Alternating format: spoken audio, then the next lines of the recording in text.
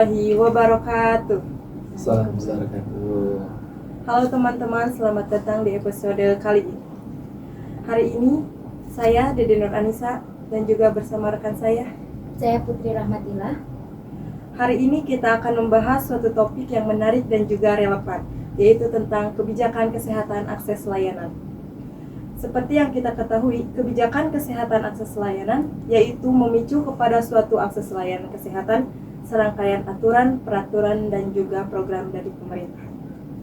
Nah, untuk membahas topik ini lebih dalam, saya telah mengundang seorang ahli dan juga dosen kesehatan, yaitu Bapak Dede Yuda, MU. Selamat datang Bapak. Selamat datang. Gimana kabarnya? Alhamdulillah. Gimana teman-teman? Alhamdulillah. Sebelumnya terima kasih Bapak telah meluangkan waktunya untuk bergabung bersama kami dalam podcast kali ini.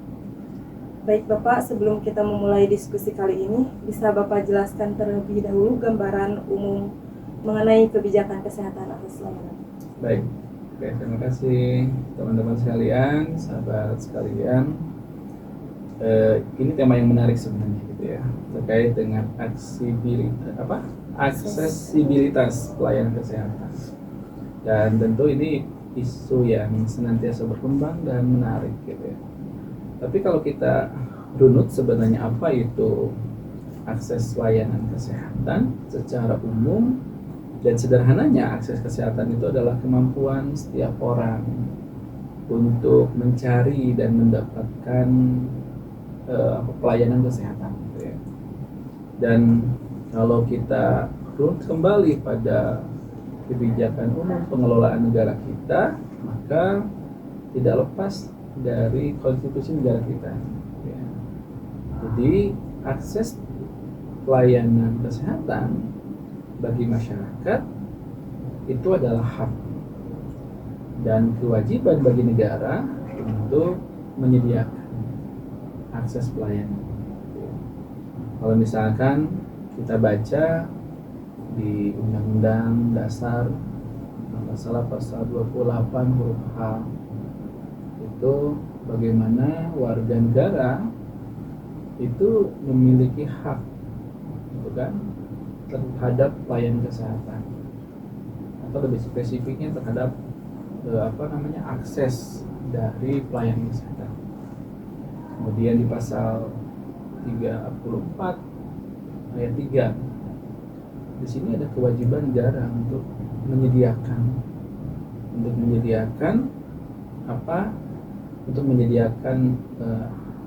akses layanan kesehatan. Jadi di satu sisi ini adalah haknya warga negara, dan di sisi lain ada kewajiban negara untuk menyediakan layanan kesehatan untuk masyarakat. Gitu. Saya kira itu sekilas ya. Jadi kalau bicara tentang hak akses itu berarti ada satu upaya yang dilakukan untuk membuka ruang seluas-luasnya terkait dengan akses kesehatan bagi sebanyak-banyaknya masyarakat. Seperti itu mungkin gambaran. Bahkan ada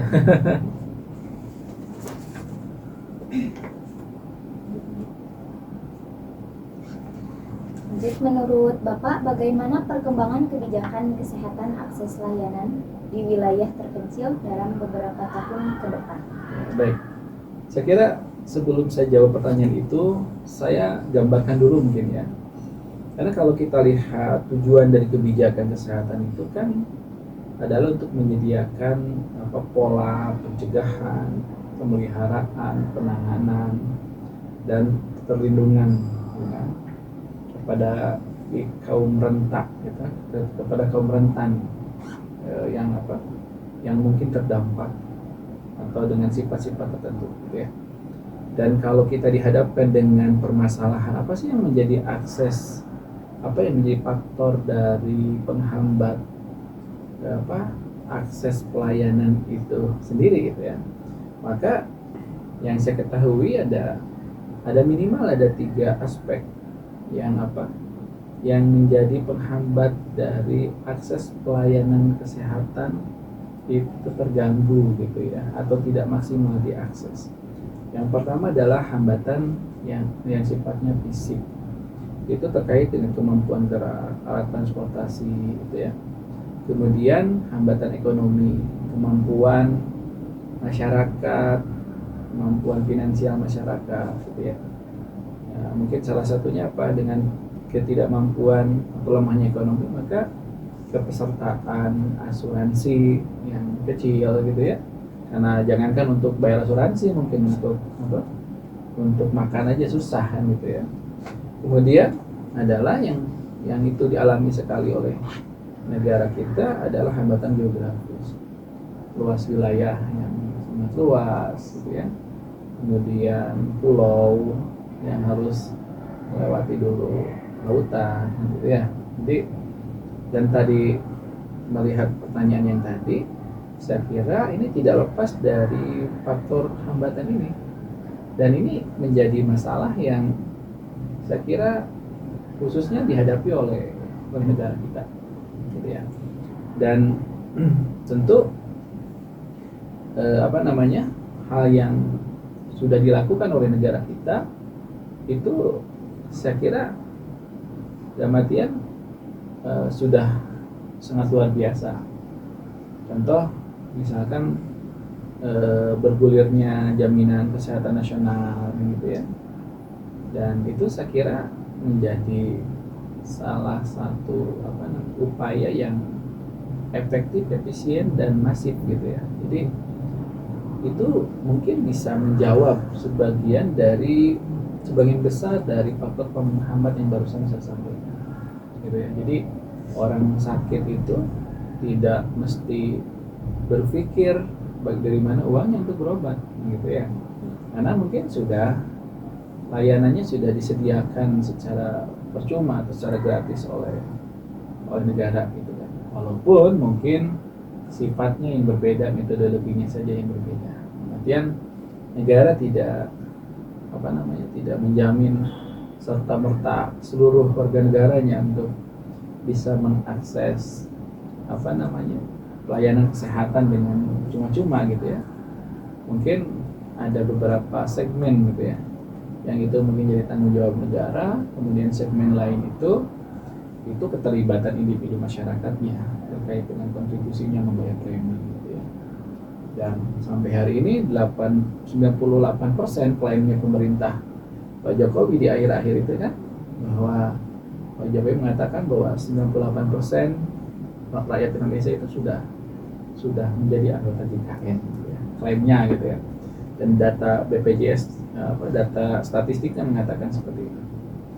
Yang tadi saya kira pertanyaannya ya itu, saya kira bagaimana ke depan akses masyarakat terpencil ya, itu saya kira tentunya gambaran ke depannya ketika komitmen dari negara, dari pemerintah untuk meningkatkan kualitas pelayanan satu segmen aja terkait dengan JKN, saya kira itu menjadi salah satu solusi. Walaupun tadi mungkin itu tidak menjawab faktor lain. Dari 3 faktor itu mungkin hanya satu menjawabnya, terkait dengan faktor ekonomi. Dan faktor ekonomi sendiri, teman-teman sekalian perlu dipahami bahwa kesulitan untuk masyarakat gitu ya, masyarakat yang tadi Teteh sampaikan, masyarakat terpencil gitu ya, yang secara statistik mungkin masyarakat terpencil itu juga secara ekonomi lemah gitu ya. Gitu kan. Kemudian secara aksestabelnya dari tempat mereka hidup ke tempat pelayanan kesehatan pun jauh terbatas kan gitu ya. Itu saya kira walaupun misalkan pemerintah maksimal memberikan atau mensukseskan JKN, penduduk pedalaman itu, terpencil itu bisa berobat gratis, tapi percuma kalau misalkan fasilitas kesehatannya itu tidak bisa terjangkau. Dan saya kira juga pemerintah, apalagi sekarang gitu ya, Menteri Kesehatan itu menggulirkan beberapa program strategis gitu ya. Salah satunya adalah penambahan tenaga kesehatan. Jadi tempat-tempat terpencil itu harus ada tenaga kesehatan di sana. Jadi permasalahan dari pedalaman itu ya, tadi mungkin ketika JKN-nya digulirkan di sana, maka masih ada 2 faktor penghambat dari akses mereka untuk bisa mengakses layanan kesehatan gitu ya.